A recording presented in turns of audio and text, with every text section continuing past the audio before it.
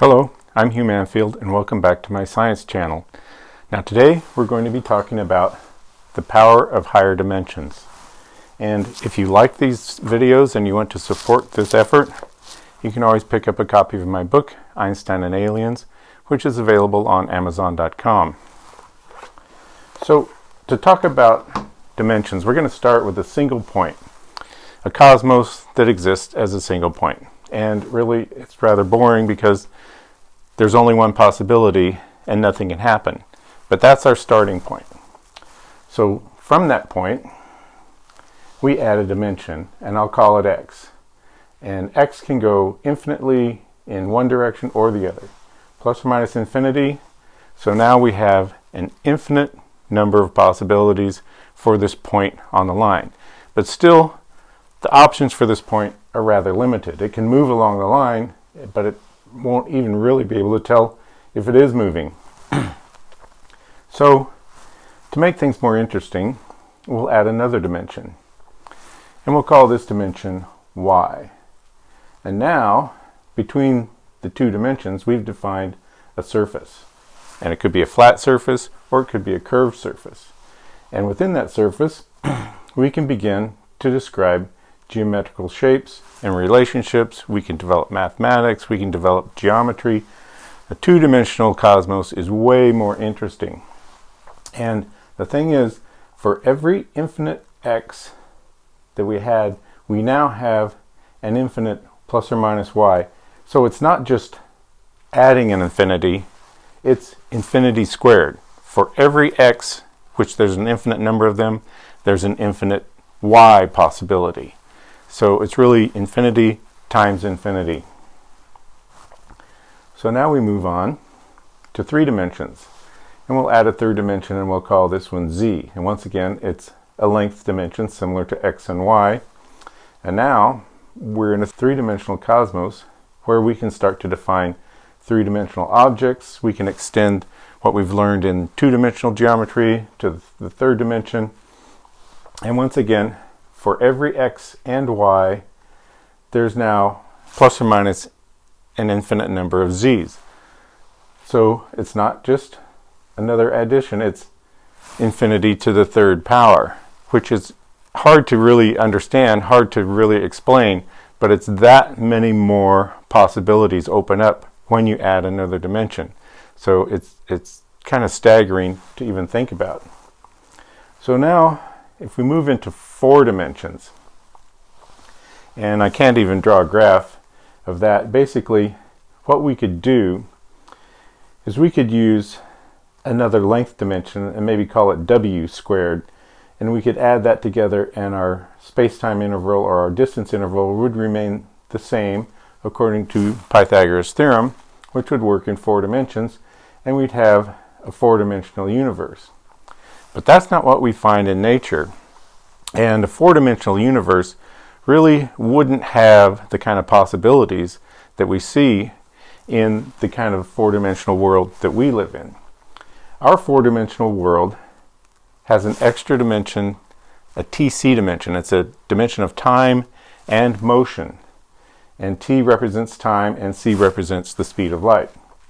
So our space-time interval, and that's what we call it because it's three space dimensions and a time dimension, the space-time interval obeys Pythagoras' theorem, and it opens up even more possibilities than would be opened up with just adding a w squared length dimension for the fourth dimension. With as many more options that were opened up for the third dimension, the TC dimension opens up not just infinity to the fourth power, but even more options than that, and it's rather mind-blowing. So, as an example, here's something I've heard Roger Penrose talk about in one of his videos. If we consider a photon traveling between two galaxies, that photon might take millions of years to make the trip. But if we were riding on that photon, or from the point of view of that photon, no time would pass at all. They move at the speed of light, and when you're at the speed of light, time stands still. And also when you're at the speed of light, length in the direction you're going is contracted down to 0. So for the photon, the trip doesn't take any time at all, and actually the point of emission is at the same place as the point of absorption. So the power of the TC dimension is the ability of this photon to bring 2 points, distant points in the universe, together as a single point. But that's not all it can do. If you can imagine a smoke ring or a whirling vortex, that maybe you've seen these ring bubbles in a swimming pool, or someone blows a smoke ring. Now if you imagine that, but it's not smoke or water, it's space-time itself whirling in a smoke ring type pattern, kind of like this torus. Imagine that it's rotating around. Now if that goes fast enough, eventually you reach the speed of light in here at the center of the vortex. And when you do, that vortex is going to pop into 2 different bubbles. Now I've explained how space-time forms a bubble. It's like it would form a black hole. There'd be enough energy to form a tiny black hole, and within a tiny black hole there's a space-time discontinuity. So really what would happen is it would pop into 2 discontinuities, and they would move apart. One would be an inflow particle, one would be an outflow particle. Now I've just described the creation of matter and antimatter, and this is made possible by the 4th dimension being a TC dimension. So it allows the creation of particles and gives rise to matter and gravity. And these particles that can exist within the 4-dimensional space-time continuum will persist over long times. So it gives rise to the possibility of existence of objects, and then those objects may combine into greater objects and greater constructions, and eventually we owe our very existence basically to the additional TC dimension. But there's even more possibilities with space-time that we need to consider. If we imagine a block of space, and we've mapped it out here, now naturally, standing here looking at this block of space, we will imagine that the space-time within that block is at rest with respect to ourselves, because we're kind of self-centered that way, and that's our point of view. But that's fine. The only thing we need to know is that, well, there might also be any number of particles or objects moving through this space that we don't even know about. There could be neutrinos, photons, cosmic rays, tiny alien spacecraft. Anything could be moving through that block, and unless we observe it, we have no idea it's there. But space-time will know it's there, and space-time has to be ready to support it. The point I'm making is that space-time is independent of what we observe, and it has to be prepared for any possibility. So what does this mean? Well, what it means is, remember how when we added the z dimension, there was an infinite number of z's for every infinite number of x and y's. So now we add the TC dimension. There's an infinite number of TC possibilities for every 3-dimensional point in the universe. That all of those infinite possibilities exist for every point, and they exist simultaneously. So it's basically space-time is ready for anything. All the possibilities exist simultaneously. But it's only when a particle occupies one of those states that that state becomes physically real.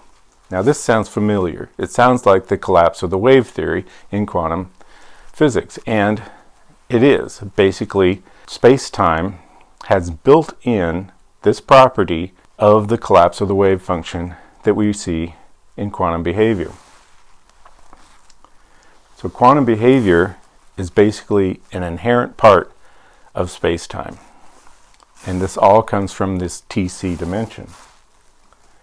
So what does this mean in terms of gravity and how it curves space? Well, basically, if we have a stellar core or a neutron star or some dense object The space-time around that object will exist in all possibilities. But none of those possibilities are real until they're occupied by an object. So when this object exists, all of the space around it falls into the preferred state for the mass of that object. And what does that mean? It means that the space-time here will have curvature, will have gravity, different from the space-time here and different from the space-time out here. And we can calculate that, and the best way I've found is to use a fluid funnel flow adjusted for relativity, and that gives us a way to calculate the state of space-time at any radius from a massive object. And this is something that fluid space theory brings to the table that general relativity does not. It's an easy way to describe the state of space-time, and it's an explanation without spooky action at a distance. The flow is always coming in, and as it goes down, more flow has to replace it.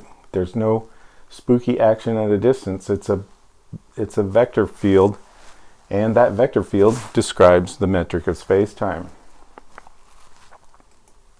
So to wrap things up, the extra TC dimension allows motions to exist within the four-dimensional space-time continuum. And these motions allow the possibility of the existence of particles. Einstein believed that space was just simply a background, a stage for the actions of matter to perform on. Well, fluid space theory says no, that's wrong. Space is not a stage for matter and energy to act within.